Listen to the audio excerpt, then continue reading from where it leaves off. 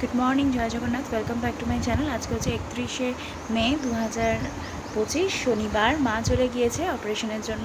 আজকে লেফট আইয়ের অপারেশন হবে। তো আজকে আর আমি মেলায় যাবো না, কারণ আমার নিজের শরীরটাও ভালো না, প্লাস আমাদের দাদা ভাইয়েরও কালকে রাত্রির 1টা থেকে পটি হয়ে যাচ্ছে, তো ওরও শরীর ভালো না। তো আমার রান্নাবান্না মোটামুটি সমস্ত কমপ্লিট হয়ে গেছে। ডিমের সব কিছু রেডি করে রেখেছি, পরে শুধু ঝোলটা বসাবো। এখন স্নান টান করে এসে একটু বসেছি, এরপরে যাবো চা বসাবো। দিয়ে চাটা খেয়ে তারপরে দেখি ব্রেকফাস্টে কী খাওয়া যায়। মেয়েও এখনও ওঠেনি, ওকেও ওঠাবো। তো চলো, কালকে মোটামুটি আমার একটা নাইটি নিয়েছিলাম, ওর যে ট্রে ফ্রক নিয়েছিলাম, সমস্ত কিছু কেচে ছাদে মেলে দিয়ে এসেছি। মায়ের শাড়িটা তোমাদের কালকেই দেখাবো একেবারে। তো চলো, দেখতে থাকো ব্লগটা, আশা করি ভালো লাগবে। করতে চলে এসেছে, আনতে যাচ্ছে এখন রং, প্রাইমার সব কিছু নিয়ে আসুক, তারপরে শুরু হবে। মাকে ঢুকিয়েছে, মানে চ্যানেল ট্যানেল করা হয়ে গেছে, এখন অপারেশনে ঢোকায়নি, একটু পরে নিয়ে যাবে। আমিও নিচে যাবো, একটু পরে মিনিতে দিয়ে আসবে, তারপর ব্রেকফাস্ট করবো। না শরীরটা না দিচ্ছে না, আর ভালো লাগছে না, হয়তো আবার ডিমের ঝোলও করতে হবে। পেঁয়াজটা দেখি ওকে কেটে দিতে বলবো, ওর শরীরটা ভালো না, দুঃখ লাগছে। এই হচ্ছে এখন আমার ঘরের অবস্থা। যা ছিল ওই ঘরে সব এখানে রেখে দিয়ে গেছে, কেননা রং টং করবে, নিচে প্লাস্টিক পেতে নিয়েছে। আর এই যে ঘুঁচুগুড়ি এখন উঠলো, মিনাতে দিয়ে আসুক, যাই নিচে। মাকে এখনও নেয়নি অপারেশন থিয়েটারে, একজনের হচ্ছে, তারপরে সেকেন্ড আছে মা। তো অপারেশন হয়ে যাক, তার মানে আজকে ছাড়তেও একটু দেরি হবে। যত দেরি হয় অপারেশনটা হতে, তত দেরি হয় ছাড়তে, মানে 3 ঘন্টা রেখে ছাড়ে। তো এখন ধরো 10টা তো বেজেই গেল, 12টা 1টা হয়তো ছাড়বে, তো দেরি হবে ছাড়তে একটু আজকে। আগের যেমন 12:30টার মধ্যে আমরা বাড়ি চলে এসেছিলাম, যেহেতু একদম ফার্স্টে হয়ে গিয়েছিল, আর ডাক্তার অনেকটা তাড়াতাড়ি এসেছিলো। আজকে হয়তো ডক্টর একটু লেট করেছে, তো ওই জন্যই দেরিটা হয়েছে। এই হচ্ছে ব্যাপার। এখন যাবো নিচে, তারপরে উপরে এসে শুধু ডিমের ঝোলটা করবো। আর ব্রেকফাস্টে আজকে সেরকম কিছু না, ওকে একটু ম্যাগি করে দেবো। আর আমাদের পান্তা ভাত আছে, কালকে রাত্রে আমরা কেউ ভাত খেতে পারিনি। মোগলাই এনেছিল তোমাদের দাদাভাই, সেই মোগলাই খেয়েই ওর শরীরের এই হাল। তো আমার ভাল লাগেনি, আমি 1 টুকরো খেয়েছি, ও 2 টুকরো খেয়েছে, বাকি 4 টুকরো ফেলেই দিয়েছি, কেননা যেহেতু মায়েদেরও কালকে নিরামিষ, মারা খাবে না। তাতেও ওই মানে একদম ডাইজেশন হয়নি, রাত্রির 1টা থেকেই শুরু হয়েছে প্রবলেম, বমিও হয়েছে।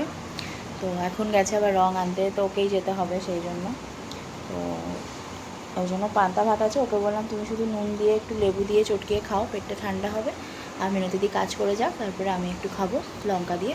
আমি তো পেঁয়াজ খেতে পাচ্ছি না, লঙ্কা দিয়ে নুন দিয়ে একটুখানি তেল দেবো, আর একটু ছাতু মেখে নেবো, ব্যাস আমার খাওয়া হয়ে যাবে। ডিম টিম আর ভাজবো না, কেননা ডিমের তরকারি করবো, এত গরমে না বারবার ডিম খেতে ভালো লাগে না।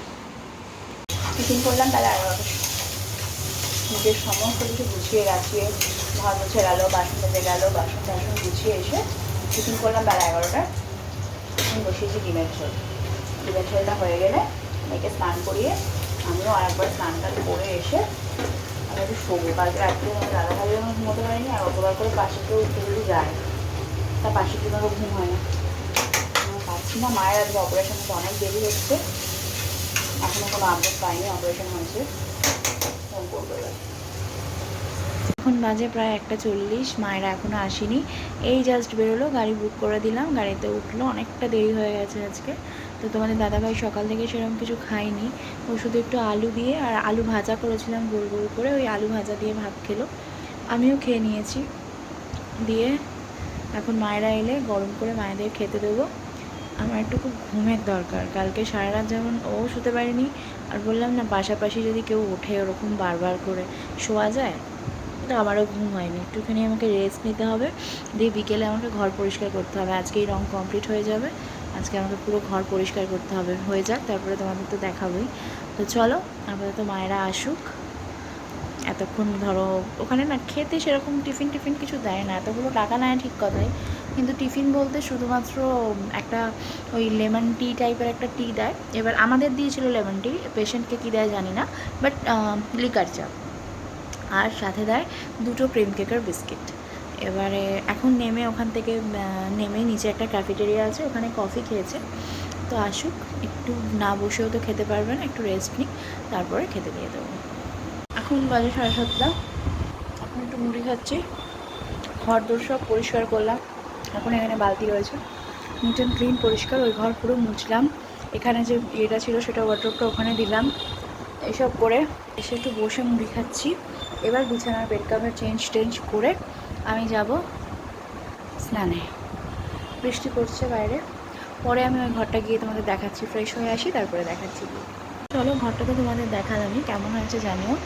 আর কালকে জামাই ষষ্ঠী স্পেশাল আমিই ভেবেছিলাম করে টোরে দেবো, মায়েদের আবার 9টার সময় যেতে হবে, মানে 8:30টায় বেরোতে হবে। তো যেহেতু তোমাদের দাদাভাইয়ের শরীরটা খুবই খারাপ, ও কিছু খেতে পাচ্ছে না, সেই জন্য ও বললো কালকে আর ফালতু করো না, একেবারে পরের সপ্তাহে করো, সবাই বাড়ি থাকবো, সবাই একসাথে খাওয়া হবে। তো ওই জন্য কালকে একদম প্লেন আমাদের জন্য করবো করলা ভাজা, মাছ ভাজা আর আলু ফুলকপির একটা বড় করে তরকারি, আর তোমাদের দাদাভাইয়ের জন্য আলু দিয়ে পেঁপে দিয়ে ডাল সেদ্ধ করে দেবো, আর মাছ ভাজা যদি খায় মাছ ভাজা দেবো। তো এই হচ্ছে কালকের মেনু জামাই ষষ্ঠী।